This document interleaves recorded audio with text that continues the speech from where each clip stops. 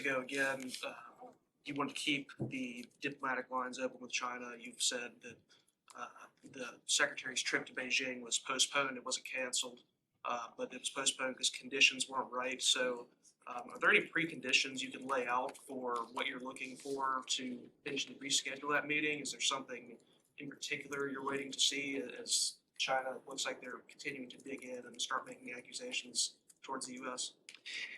Dylan, first and foremost, we believe it's important that lines of communication remain open, and there are various ways to communicate between any two countries, between, in this case, Washington and Beijing. We have demonstrated an ability to keep those lines of communication open through phone calls, and there have been multiple phone calls between fairly senior PRC officials and American officials in recent days.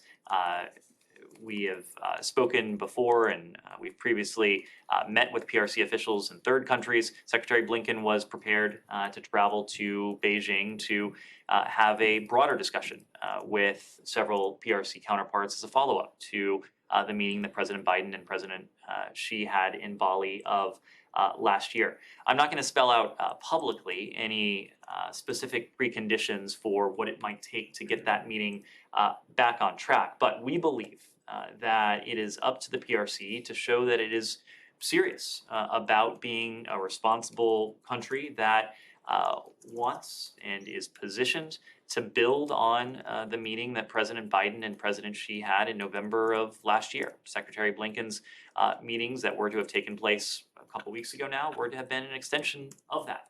To cover the waterfront, as it were, all elements of what is the most complex and consequential bilateral relationship we have, and that is probably exists on the face of the earth.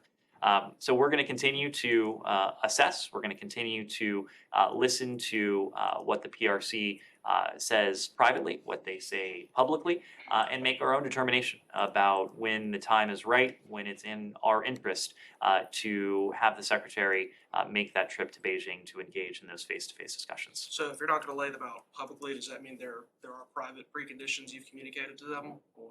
I'm just not going to detail those conversations. As you might have guessed, many of those conversations in recent days were more tactical, were focused on the discovery and ultimately the disposition of the high-altitude surveillance balloon that we took down a couple of weeks ago now.